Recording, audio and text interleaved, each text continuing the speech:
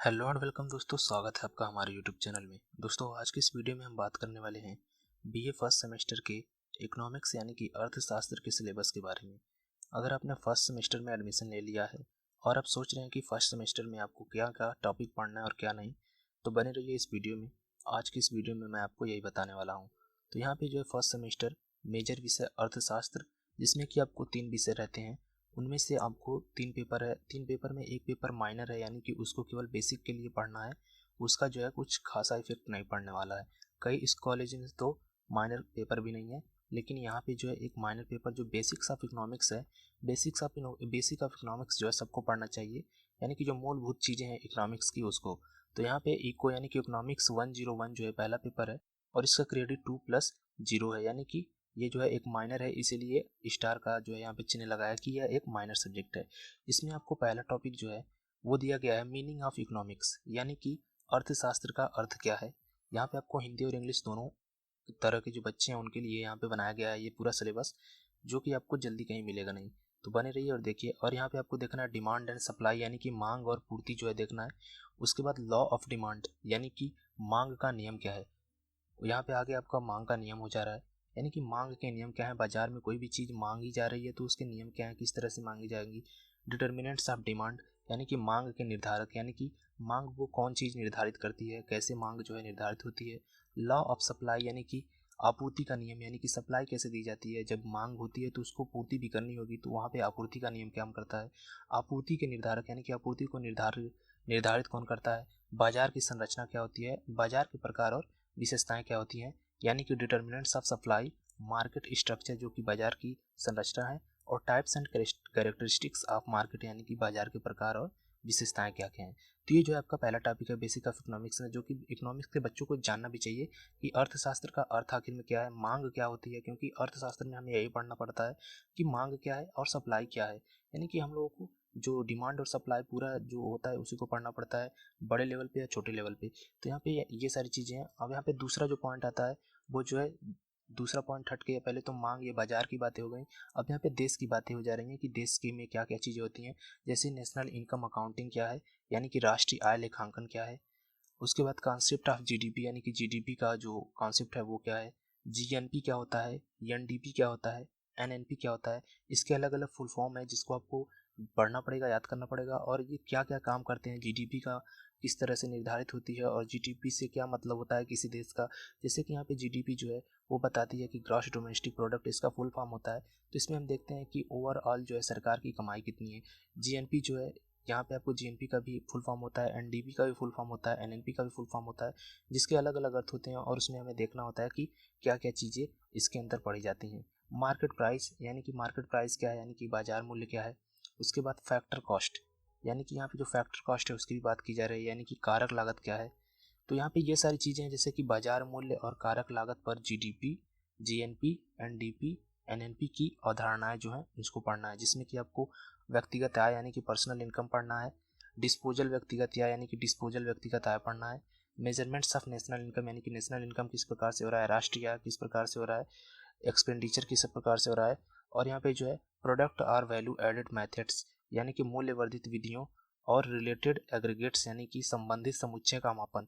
ये सारे जो टर्म्स हैं, बीए फर्स्ट ईयर में इकोनॉमिक्स के स्टूडेंट जो इकोनॉमिक्स यानी कि इंटर में उन्होंने इकोनॉमिक्स नहीं पढ़ा होगा उनके लिए थोड़े से कठिन लग रहे होंगे। लेकिन जब भी आप टीचर से क्लास में पढ़ेंगे, यानी कि आप अपने कॉलेज में जब जाएंगे, तो वहाँ पे अगर आपके जो टीचर हैं वो आपको पढ़ाते हैं तो ये सारे टर्म जो है काफ़ी कठिन नहीं, आसान है। बस इनके नाम थोड़े पहली बार सुने हुए लगते हैं, क्योंकि जिन लोगों ने नहीं पढ़ा है उनको नहीं ज़्यादा पता होता है। अगर आप लोगों को ये सारे टर्म बहुत ज़्यादा कठिन लगते हैं और आपके स्कूल में भी नहीं पढ़ाए जाते हैं, तो कमेंट सेक्शन में आप बता सकते हैं। और मैं इसको जो है आपको इजी वे में जो है बताने का प्रयास करूंगा अलग वीडियो के माध्यम से। और वैसे भी फर्स्ट सेमेस्टर के जो है ये टॉपिक वाइज जो है आपकी क्लासेस हो सके तो मैं आपको चालू करवाऊंगा, जिसमें कि आपको जो है इन सारे जो टॉपिक हैं, डिस्पोजल व्यक्तिगत आय जो है, यानी कि डिस्पोजल पर्सनल इनकम क्या है, measurement of national income expenditure क्या है, ये सारी चीज़ें जो है आपको उसमें कवर कराई जाएंगी। तो यहाँ पे पहले तो हम लोग सिलेबस देख लेते हैं, जिससे कि आपके पास जो बुक है उसमें आपसे आप जरूरी चीज़ें जो है पढ़ पाएँ। तो यहाँ पे जो वैल्यू एडेड हो गया, रिलेटेड एग्रीगेट्स हो गया, यानी कि समुच्चय का मापन हो गया। और यहाँ पे जो है नॉमिनल एंड रियल इनकम, यानी कि यहाँ पे जो है नाम मात्र और वास्तविक आय क्या है। यानी कि कुछ लोग नाम मात्र आय कमाते हैं और कुछ लोग जो है वास्तविक आय कमाते हैं जिसपे टैक्स वगैरह भरा जा सके। और यहाँ पे है लिमिटेशन ऑफ जीडीपी कॉन्सेप्ट, यानी कि जो जीडीपी कॉन्सेप्ट की लिमिट क्या है यानी कि सीमा क्या है उसके बारे में आपको पढ़ना है। पहले तो जीडीपी पढ़ना है, उसके बाद उसकी सीमाएं क्या है उसके बारे में पढ़ना है। अब चलिए आगे बढ़ते हैं। यहाँ का तीसरा टॉपिक है इस पेपर का और लास्ट टॉपिक है। इसमें भी हम लोग देखते हैं बेसिक क्या पढ़ना है। यहाँ पे है meaning and measurements of economics growth and development, यानी कि अर्थ जो है यानी कि अर्थशास्त्र जो है उसका जो है आर्थिक प्रगति और विकास क्या है उसको पढ़ना है। यानी कि अर्थशास्त्र जो में जो है ग्रोथ यानी कि विकास किस प्रकार से होता है, और जो डेवलपमेंट है यानी कि यहाँ पे दोनों का मतलब ही विकास है, लेकिन यहाँ पे और ग्रोथ का मतलब जो है प्रगति, यानी कि आगे किस प्रकार से बढ़ रहे हैं और विकसित किस प्रकार से हो रहे हैं, इनकी मीनिंग यानी कि इनका जो है मतलब क्या है, यानी कि इसका अर्थ क्या है, और इसका जो है मापन हम किस प्रकार से करेंगे, देखेंगे किस प्रकार से कि एक देश जो है वो आगे बढ़ रहा है और विकसित हो रहा है। तो इस प्रकार की जो बातें हैं, परिभाषाएं हैं, उसमें हम लोग देखेंगे इन्फ्लेशन यानी कि मुद्रास्फीति इसको कहते हैं, जिसमें कि पैसे की वैल्यू जो है वो घट जाती है और मुद्रा की मात्रा मार्केट में बढ़ जाती है। और यहाँ पे अगला हो जाएगा आपका अनएम्प्लॉयमेंट यानी कि बेरोजगारी। इसको तो आप जानते ही हैं कि बेरोजगारी क्या होती है, जहाँ पे नौकरी नहीं लगती तो उसको बेरोजगारी कहते हैं। उसके बाद आपका आ जाता है कॉन्सेप्ट ऑफ इन्फ्लेशन, यानी कि इन्फ्लेशन का कॉन्सेप्ट क्या है, इसके पीछे का जो अवधारणा है वो क्या है, इसको पढ़ना होगा आपको कॉन्सेप्ट इसके अंदर। उसके बाद डिटर्मिनेंट्स ऑफ इन्फ्लेशन यानी कि मुद्रास्फीति के निर्धारक, यानी कि मुद्रास्फीति कैसे हो जाती है, इसको कौन निर्धारित करता है। Relationships between inflation and unemployment, यानी कि इन्फ्लेशन बढ़ने से बेरोजगारी के बीच में क्या संबंध है, यानी कि मुद्रास्फीति और बेरोजगारी से क्या संबंध है, मुद्रास्फीति से किस प्रकार से बेरोजगारी होती है या किस प्रकार से रोजगार मिलता है। ये सारी बातें जो इस टॉपिक के अंदर पढ़नी होंगी आपको। ये सारे टॉपिक जो है काफ़ी इजी हैं, जब आप एग्जाम्पल के तौर पे पढ़ते हैं यानी कि एग्जाम्पल के साथ पढ़ते हैं तो आपको मुद्रास्फीति, इन्फ्लेशन, ये सारी चीज़ें काफ़ी आसान हो जाती हैं और उनके बीच के संबंध भी काफ़ी आसान हो जाते हैं। कुछ लोग जो, मैं फिर से कह रहा हूँ कि कुछ लोग जो इंटरमीडिएट यानी कि 12वीं में इकोनॉमिक्स नहीं लिए होते हैं और वो अचानक से जब इकोनॉमिक्स लेते हैं तो थोड़ी प्रॉब्लम उनको होती है। उसके बाद आप देखेंगे concept end of poverty and inequality, यानी कि जो गरीब और असमानता, यानी कि जो लोग गरीब हैं और जो असमान है, यानी कि जो लोग पैसे में भी हैं और जातिगत रूप से या अन्य तरह से जो है असमान है, एक समान नहीं है, तो उनके बीच की जो अवधारणा है, उनके बीच की जो बातें हैं, उन सारी चीज़ों को आपको इसमें पढ़नी है, यानी कि उसका कॉन्सेप्ट क्या है उसको पढ़ना है। तो ये था हमारा पहला माइनर सब्जेक्ट, जिसमें कि बेसिक चीज़ें पढ़नी है, जिसको जो भी इकोनॉमिक्स पढ़ रहा है ये सारी चीज़ें उसको मालूम रहनी चाहिए कि जीडीपी क्या होती है, मुद्रास्फीति क्या होती है, ये सारी चीज़ें उसको मालूम रहेगी तो अच्छे तरीके से जो है एक अर्थशास्त्र का स्टूडेंट बन पाएगा। अब यहाँ पे हम लोग चलते हैं कि एक जो मेजर सब्जेक्ट है इको 102 इसकी तरफ। इको 102 में आपको पढ़ना है प्रिंसिपल्स ऑफ माइक्रो इकोनॉमिक्स, यानी कि माइक्रो इकोनॉमिक्स के जो है सिद्धांत क्या है उसको आपको पढ़ना है। तो यहाँ पे आपका पहला टॉपिक हो जाता है, इसका क्रेडिट जो है 3+0 है और ये मेजर सब्जेक्ट है। तो यहाँ पे पहला टॉपिक आपका हो जाता है introduction, problem and scarcity and choice, scarcity, choice and opportunity cost, production possibility, frontier, economic system, यानी कि परिचय आपको पढ़ना है।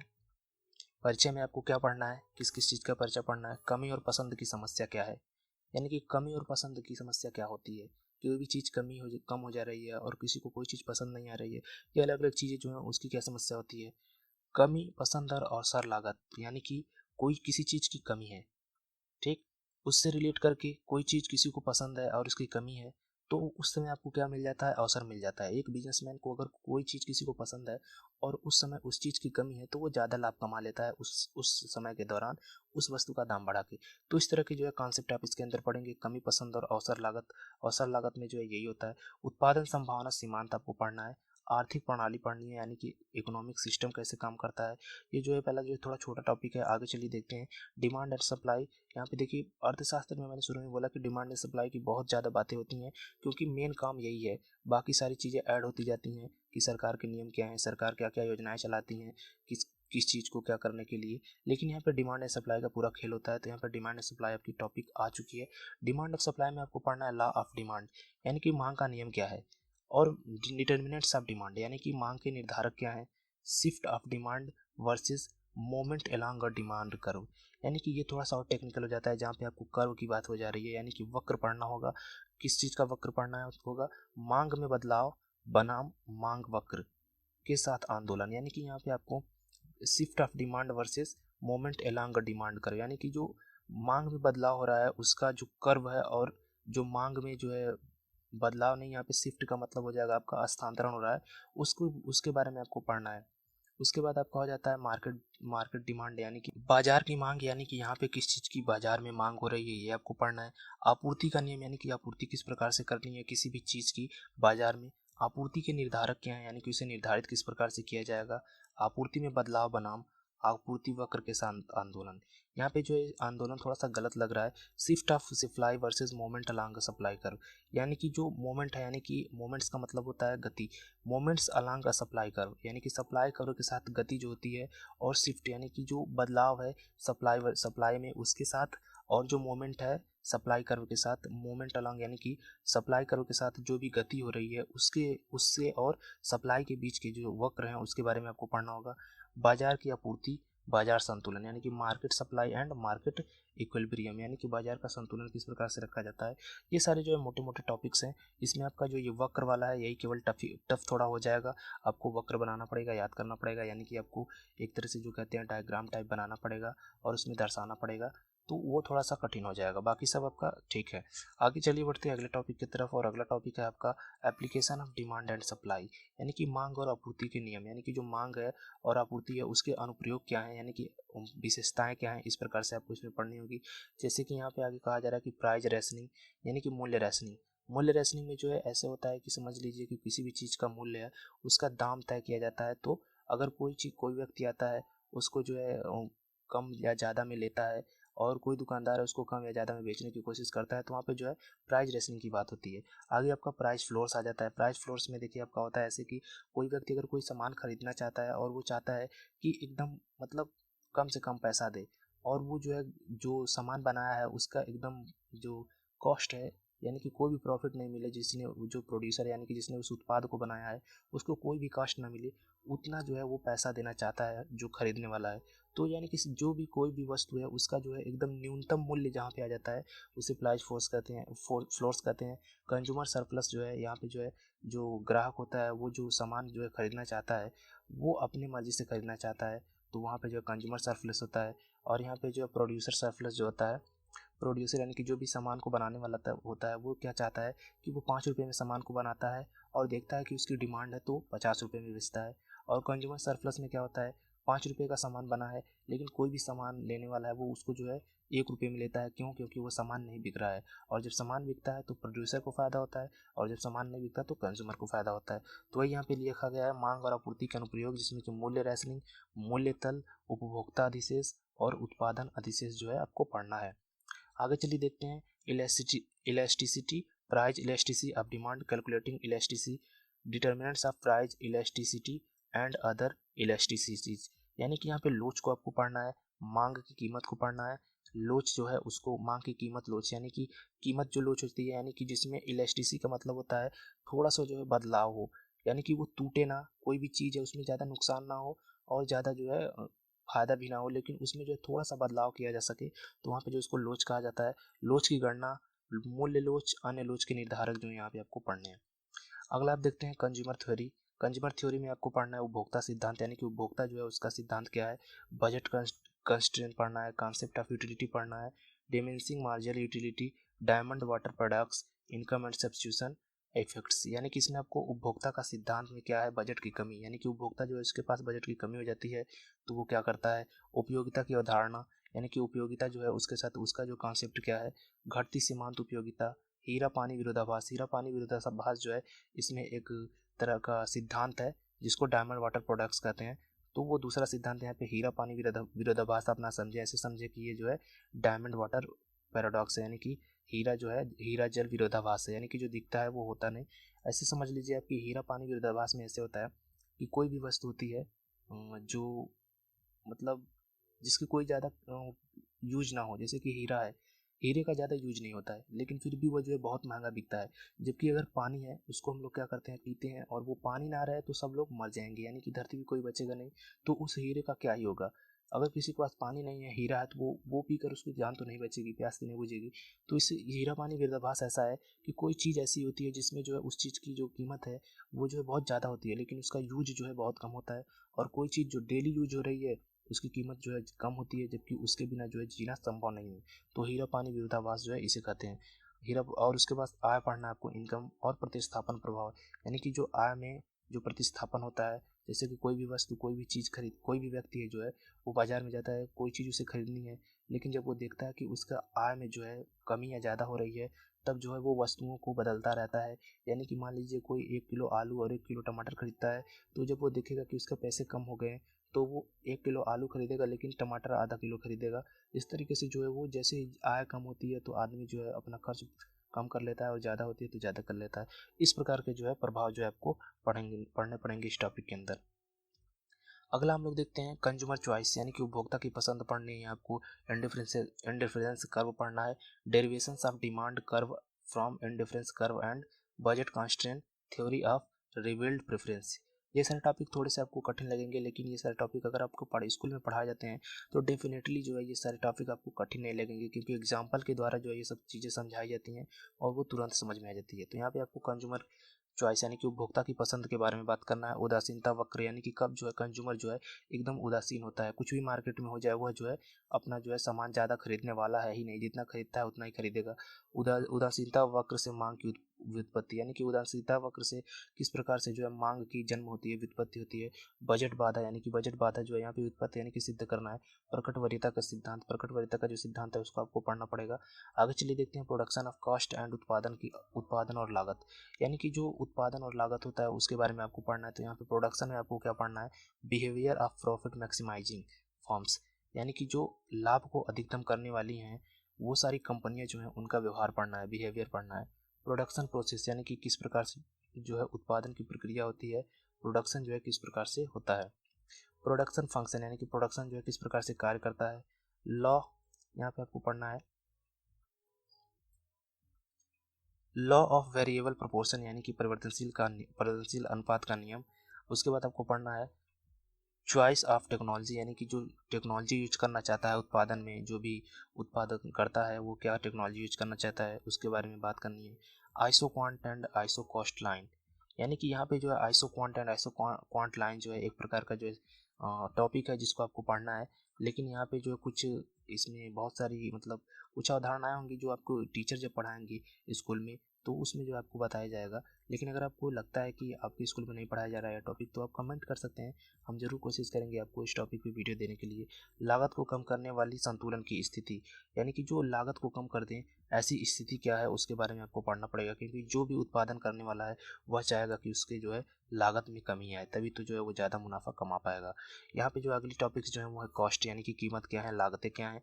Cost of the short run, cost in the long run, revenue and profit maximising minimising losses, short run industry supply curve, economics and economics of scale, long run adjustment, यानी कि यहाँ पे कहा जा रहा है कि लागतें, कॉस्ट आपको पढ़ना है। अल्पावधि में लागत, यानी कि जो कुछ देर के लिए जो है कुछ दिनों के लिए लागत है उसकी बात की जा रही है। लंबे समय के लिए लागत, यानी कि कोई चीज़ है जो लंबे समय में तैयार होती है तो लंबे समय के लिए लागत लगेगी। राजस्व और लाभ को अधिकतम करना, यानी कि जो राजस्व है उसको और जो लाभ है अपना उसको जो है अधिकतम करना, जिससे कि जो है आगे बढ़ सके कोई भी बिजनेसमैन। नुकसान को कम करना, नुकसान को किस प्रकार से कम किया जाएगा इसके बारे में आप लोग पढ़ेंगे बिजनेस में। अल्पकालिक उद्योग आपूर्ति वक्र, यानी कि अल्पकालिक यानी छोटे समय के लिए जो उद्योग होती है उसकी आपूर्ति के लिए वक्र आपको पढ़ना है। अर्थव्यवस्था और पैमाने की विसंगतियाँ, यानी कि अर्थव्यवस्था जो है और उसकी पैमाने जो है उनकी जो है कमियां क्या हैं उनको आपको पढ़ना है। लंबे समय तक समायोजन, लंबे समय तक किस प्रकार से समायोजन करना चाहिए इसके बारे में पढ़ना है। अगला पॉइंट जो है चौथा पॉइंट है परफेक्ट कंपटीशन, यानी कि संपूर्ण प्रतियोगिता, जिसमें कि अजम्पशन है यानी कि धारणा है, यानी पहले से ही बिजनेस को करने से पहले एक मन में जो धारणाएं बनती हैं कि ये बिजनेस चलेगा कि नहीं चलेगा, ऐसी धारणाओं के बारे में। Theory of a firm under perfect competition, यानी कि जो एक थ्योरी है, यानी कि जो एक आप कह सकते हैं सिद्धांत है फर्म अंडर परफेक्ट कंपटीशन, यानी कि परफेक्ट कंपटीशन के अंदर, यानी कि जो पूरी तरीके से एक अच्छी कंपटीशन में जो है पूर्ण प्रतिस्पर्धा कहते हैं उसको, यानी कि जो कंपटीशन में जो फर्म चल रहा है, जो कंपनी चल रही है उसका सिद्धांत क्या है, उसकी जो थ्योरी क्या है। उसके बाद डिमांड एंड रेवेन्यू, यानी कि जो एक तरह से कह सकते हैं मांग और जो कमाई होती है, राजस्व होता है, उसके बारे में कहा जा रहा है। Equilibrium of the firm in the short run and long run, यानी कि इसमें जो अल्पकाल और दीर्घकाल फर्म है यानी कि कंपनियां जो हैं उनका संतुलन पढ़ना है। Long run industry supply curve, यानी कि लंबे समय तक चलने वाले जो उद्योग हैं उनका आपूर्ति वक्र, यानी कि जो लंबे समय से चल रहे हैं वो जो है किस प्रकार से सामान को सप्लाई कर रहे हैं। जैसे कि आप समझ सकते हैं कि यहाँ पे जो पार्ले बिस्कुट है वो बहुत दिनों से चल रहा है, तो उसके अंदर कैसी एक मैकेनिकल सिस्टम है, एक अच्छा सिस्टम है जो है लंबे समय से वो जो काम कर रहा है। तो इस प्रकार की जो है आपको long run industry supply chain पढ़ना है। Increasing decreasing and constant cost industries, यानी कि बढ़ते घटते और निरंतर लागत वाले, यानी कि जो घटते जा रहे हैं उनके जो है उद्योग आपको पढ़ने हैं कि किस प्रकार से जो है बढ़ते घटते जो है जो उद्योग हैं उनके वो हैं। वेलफेयर यानी कि कल्याणकारी जो होती है, वेलफेयर जैसी सुविधाएं उसको बात की जा रही है। अलोकेटिव इफिशियंसी अंडर परफेक्ट कंपटीशन, यानी कि पूर्ण प्रतियोगिता के तहत आवंटन क्षमता, यानी कि जो बांटने की क्षमता होती है, पूरी तरह से प्रतियोगिता है लेकिन इसको बांटने की क्षमता की बात की जा रही है यहाँ पे वेलफेयर के अंदर। अब यहाँ पे जो है दूसरा पेपर खत्म हो गया आपको। अब चलिए चलते हैं तीसरे पेपर की तरफ जो कि लास्ट है फर्स्ट सेमेस्टर का, जो है eco 103 principle of micro economics, यानी कि प्रिंसिपल ऑफ माइक्रो इकोनॉमिक्स का पार्ट 2 है, ये सेकंड पार्ट है जिसमें कि आपको पढ़ना है इम्परफेक्ट कंपटीशन। हम लोगों ने पहले पार्ट में जो है परफेक्ट कंपटीशन से कुछ टॉपिक्स देखे थे, अब हम लोग यहाँ पे पढ़ेंगे इम्परफेक्ट कंपटीशन। तो यहाँ पे आपको इन परफेक्ट कंपटीशन में दिखाते हैं क्या क्या चीज़ें पढ़नी है, जैसे कि थ्योरी ऑफ मोनोपोली, यानी कि एकाधिकार फर्म का सिद्धांत। मोनोपोली मतलब ऐसे होता है जैसे कि कोई व्यक्ति जो है किसी वस्तु पर एकाधिकार यानी कि अपना अधिकार जमा ले कि मैं जो है यही जो है सामान मैं केवल बेचूंगा और कोई जो है ये सामान नहीं बेचेगा। इस प्रकार को जो है मोनोपोली कहते हैं, जिसमें कोई भी व्यक्ति दूसरा वो काम करना तो चाहता है लेकिन चूंकि उसने पहले से ही ये बोल दिया है कि कोई भी और काम नहीं कर सकता, जिसमें कि कई कानूनी बातें भी होती हैं, जैसे कानून के आधार पर वो बोल देता है तो कोई भी जो है उस काम को नहीं कर सकता। अगर कोई भी दूसरा काम करेगा तो उसे करने नहीं दिया जाएगा। तो इस प्रकार की मोनोपोली को आपको पढ़ना है कि एक कंपनी की मोनोपोली क्या होती है। Short run, long run, price and output decision of a monopoly firm, यानी कि छोटे अल्पकाल के लिए यानी कि छोटे समय के लिए जो है उनके लिए क्या डिसीजन होती है, उनकी स्ट्रैटेजी क्या होती है, और लंबे समय के बिजनेस के लिए उनकी स्ट्रैटेजी क्या होती है, जिससे कि वो लोग जो है अपने बिजनेस में जो है एकाधिकार की स्थिति में रहे, यानी कि उनकी तुलना में कोई और ना हो। तो ऐसे क्या जो काम है वो करते हैं जिससे कि वो हमेशा जो है एकाधिकार के रेस में शामिल रहते हैं। आगे हम लोग देखेंगे concept of A supply curve under monopoly, यानी कि एकाधिकार के तहत आपूर्ति वक्र की अवधारणा आपको पढ़नी है कि जो मोनोपोली की कर्व है, यहाँ पे आप देख रहे हैं कि 2-3 कर्व ऑलरेडी हो चुके हैं, ये अगला कर्व है। तो इस प्रकार के कर्व आपको पढ़ने होंगे कि क्या क्या जो कर्व हैं उनके अंदर क्या क्या चीज़ें हैं, जैसे कि एकाधिकार के तहत आपूर्ति वक्र की अवधारणा पढ़नी है आपको, पूर्ण प्रतियोगिता और एकाधिकार की तुलना करनी है, एकाधिकार की सामाजिक लागत, मूल्य भेदभाव, यानी कि मूल्य के साथ जो भेदभाव होता है, और एकाधिकार की जो है सामाजिक लागत है वो क्या होती है, एकाधिकार के लिए उपाय, अविश्वास कानून, प्राकृतिक अधिकार जो है एकाधिकार जो है आपको पढ़ने हैं। चलिए अब आगे बढ़ते हैं। अगला जो है आपका मोनोपोलिस्टिक कंपटीशन, यानी कि एकाधिकार प्रतियोगिता, यानी कि इसमें जो है एकाधिकार जो जमाए बैठे हैं उनके बीच में जो है प्रतियोगिता होती है, यानी कि जो बड़े बड़े बिजनेसमैन हैं। अजम्पशन, यानी कि अजम्पशंस क्या है, यानी कि पहले की धारणाएं क्या है इसकी, पहले से आप क्या सोचते हैं। एसआर एंड यहाँ पे जो है SR&LR price and output determinant under the monopolistic competition, economic efficiency and resource allocation, oligopoly assumptions, oligopoly model, game theory, contestable market, role of government, यानी कि यहाँ पे आपको पढ़ना है एकाधिकार प्रतियोगिता में। एकाधिकार प्रतियोगिता क्या होती है, आर्थिक दक्षता और संसाधन आवंटन के तहत अनुमान लगाना आपको पढ़ना है, SR और LR मूल्य और आउटपुट निर्धारण, ये सारी जो है आपको बुक में दी होंगी ऐसी टॉपिक्स। कुलीन तंत्र आपको पढ़ना है, जिसमें कि आपको क्या पढ़ना है, धारणाएं पढ़नी है, अजम्पशन पढ़ना है, अल्पाधिकार मॉडल पढ़ना है, खेल सिद्धांत पढ़ना है, और प्रतिस्पर्धा बाजार, सरकार की भूमिका पढ़नी है। तो इस प्रकार के जो है टॉपिक आपको पढ़ने हैं।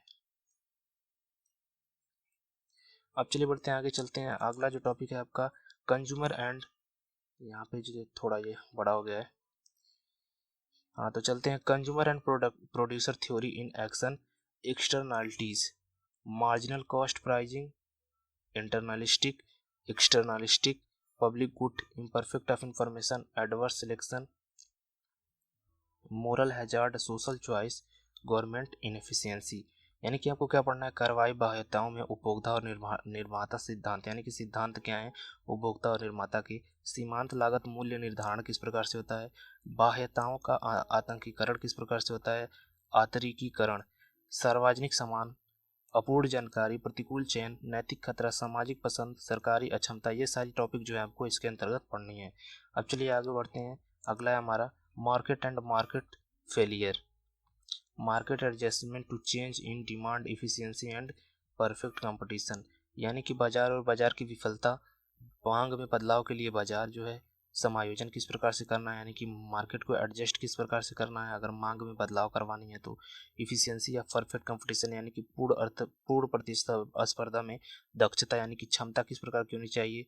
सोर्सेस ऑफ मार्केट फेलियर, यानी कि मार्केट में जो चीज़ फेल रही है उसकी जो है विफलता का स्रोत क्या है।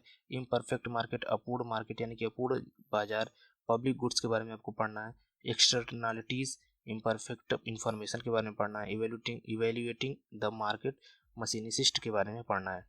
यानी कि यहाँ पे जो अपूर्ण जानकारी, बाजार तंत्र का मूल्यांकन, ये सारे टॉपिक जो है आपको पढ़ने हैं। अब चलिए बढ़ते हैं अगले टॉपिक की तरफ, जहाँ पे है income distribution and factor pricing input market demand for input labour market, यानी कि आय का वितरण और कारक मूल्य। इनकम डिस्ट्रीब्यूशन में, इंटर डिस्ट्रीब्यूशन में आय का वितरण एंड फैक्टर प्राइजिंग यानी कि कारक मूल्य निर्धारण। इनपुट बाजार, इनपुट की मांग, श्रम बाजार और बाजार। इनपुट बाजारों में लाभ अधिकतमकरण की स्थिति, इनपुट मांग वक्र, आय का वक्र, ये सारे टॉपिक जो है इसमें आपको पढ़ना है। अगला है आपका वेलफेयर इकोनॉमिक्स, यानी कि कल्याण अर्थशास्त्र, जिसमें कि लोगों को कल्याण करने के लिए की जाती हैं सुविधाएं, जिसमें कि कॉन्सेप्ट क्या है इसका। डिफिनेशन ऑफ वेलफेयर इकोनॉमिक्स जो है वो क्या है। Normative and positive economics, concept of social welfare, role of value judgement in welfare economics, individual social welfare, Pareto optimality, condition of Pareto optimality, यानी कि कल्याण अर्थशास्त्र की अवधारणा क्या है, परिभाषा क्या है।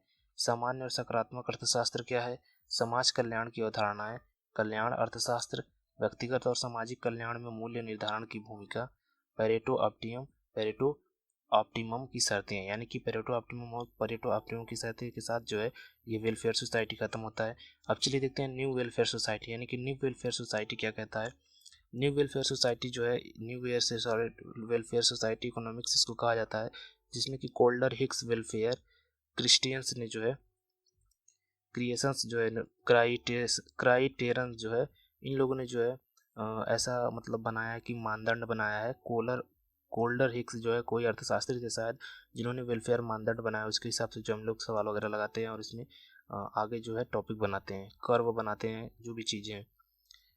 इसिटोवैसी, यानी कि Scitovsky paradox and Scitovsky double criterion, grand utility possibility व frontier, social welfare of function, theory of social change, यानी कि यहाँ पे कहा जा रहा है कि न्यू वेलफेयर इकोनॉमिक्स की बात की जा रही है। कल्डोर हिक्स वेलफेयर डिमांड की बात की जा रही है। स्कीटोवस्की विरोधाभास और स्कोटोवस्की का बात हो रही है, और दोहरा मानदंड की बात हो रही है। भव्य उपयोगिता संभावना, फ्रंटियर जो है उसकी बात हो रही है। समाज कल्याण समारोह, यानी कि समाज कल्याण समारोह क्या होता है। सामाजिक पसंद के सिद्धांत क्या होते हैं, ये सारी चीज़ें जो हैं इसमें आपको पढ़नी है। तो उम्मीद करता हूँ आपको जो है ये बीए इकोनॉमिक्स सिलेबस जो है पसंद आया होगा। यहाँ पे जो है ये सिलेबस ख़त्म होता है और ये काफ़ी बड़ा सिलेबस है, जिसको कि सुनने में आपको बहुत ज़्यादा टाइम देना पड़ा होगा। तो उम्मीद करता हूँ आपको अच्छी तरीके से समझ में आया होगा। मिलते हैं आपसे नेक्स्ट वीडियो में, तब तक के लिए आपका वीडियो देखने के लिए धन्यवाद।